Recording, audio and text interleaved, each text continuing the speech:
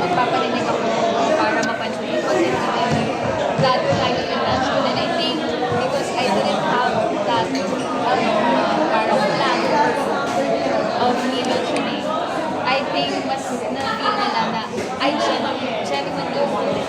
So, it was nice na napakinggan nila yung podcast and siguro nga, it was really meant to happen then for me kasi that was 5 years ago when I was inspired by Tita Carmi. So, hindi din naman siya agad. So, maybe everything does happen for a reason. So, timing lang din talaga.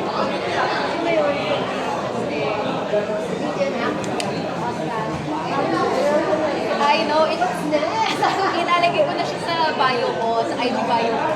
2026 White Castle Calendar Year. So the whole year, next year, magyayabang ko hanggang magsawa lahat ng tao na oo na, Ashley, alam ko na.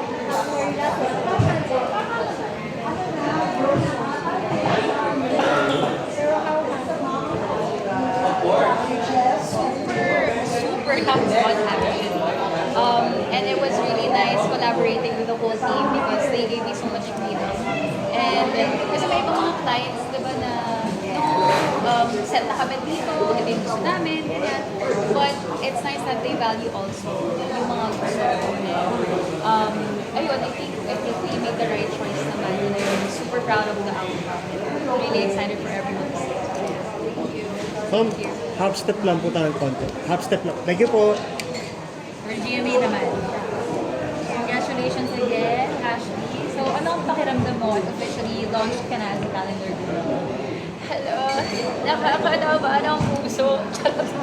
Yun yung lagi sinasabi ng mga artista, di ba? Wow, thank you so much. I feel so blessed and so grateful. Alam, tawa-tawa lang ako, pero deep inside talagang sobrang kinikilig ako. Kino-contain ko lang yung sarili ko. And I'm so happy. I'm ecstatic. So, ano yung una mong reaction nung initially in-offer ko sa'yo? May halong ka ba? Siyempre. Na, wow, talaga? May ganong factor ba? Talaga? Oh, okay. It's happening. So, more nervous at first. And then, nung nagka-Zoom meeting na, I was like, okay, totoo na to. Seryoso na siya. It's gonna happen. So, talagang excited. Okay. So, sino-sino yung mga nakaraan na White Castle models na talagang nag-mark sa'yo ng inspiration? Aside from Tita Carmi, of course, si Sasa Girl. Natawa ako nung nakita ko yung billboard niya. Sabi ko, natawa. I love it. Na, diba, ang ganda ni Sasa dun eh. Sabi ko, ano ba yung feeling na maging calendar girl din? And then I like na si Ria Atayde din. She was also a calendar girl. And ang ganda ng mga photos niya. She was so beautiful there. So I feel like lahat naman ng mga naging calendar girls ng White Castle iconic. So I'm glad na naging part ako ng roster. Wow. So, masasabi mo bang way din to para ma-promote ang pagiging body positive? Of course, yes. So, buti na lang nga na kahit hindi ako masyadong nakapag-prepare ng like the way I wanted to, nakita pa rin na very sexy and alam ko may ibang mga netizens na gusto nila ng mas payat. But ako kasi, I embrace my curvature. Talagang voluptuous ako. I know na malaman ako. Malaman pero palaman. Diba? Ganon. So, syempre iba-ibang mga, mga all shapes and sizes. So, it's all about confidence. Correct. So, kumusta naman yung naging shoot mo sa Batangas? Challenging ba ito? Ano nangyari? Like I said, dun sa isang nagtanong din, pinaka-challenge ko yung pagpatong dun sa horse, sa totoong buhay. Kasi syempre nakabikini ako. So, ang saya ng mga sightseeing ng mga kuya na nandoon sa shoot na yun. Oo. Nakita nila lahat ng pwedeng makita. So, yes, di ba? Maaga yung lunch nila. Oo. Kahit hindi naman sila kailangan doon, andoon sila. Nakakumpol. So, I love them, moral support. Thank you, Mom. Oh, hindi nga, parang, hindi ko siya tinake as challenge. Parang, ay, wow, may audience impact. Yes. May audience. Yes. So, speaking of Christmas, so next week, Pasko na, pwede mo ba sabi ni Cheryl yung Christmas plan? Actually, Actually, talagang family time. I'm so blessed na both sides of the family, malaki talaga. Marami kaming relatives and cousins. It's a huge family. So, we're always looking forward sa mga Christmas parties namin. Ako yung game master. So, malamang magiging content din yan. So, makikita nyo rin yan by next week. Abangan namin. So, ano ang magiging fitness goal mo this 2026? Since I've been into running, gusto ko maging mas active din kasi because of the holiday. Nilamay pa yung holiday, diba? Hindi mag-workout. Pero pag hindi na masyado kumulan yan, tatakbo na ako. Amazing.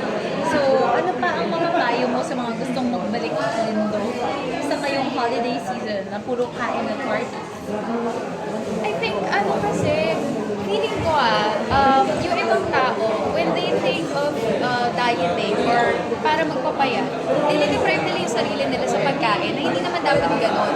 Na you do something na ilasan mo lang yung mga kain mo, hindi naman kailangan, no rice na ako, hindi na ako ganun.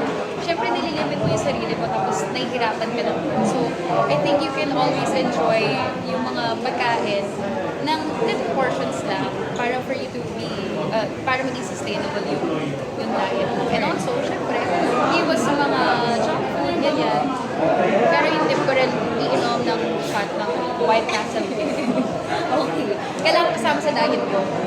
Okay, so lastly, ano ang babaguhin mo for 2020? New Year. I think babaguhin ko ang self-limiting beliefs. Diba? Para, syempre, we're all about growth and evolving to becoming a better person din. So, in our small little ways and like making the right choices in our everyday lives. And I think more of that. Tama na mga negative thoughts and at the end of the day, kakampi mo yung sarili mo. So, dapat wag mong away. Yun lang naman. Thank you so much. Of course. I think this is parang ito yung naging example, prime example ng manifestation.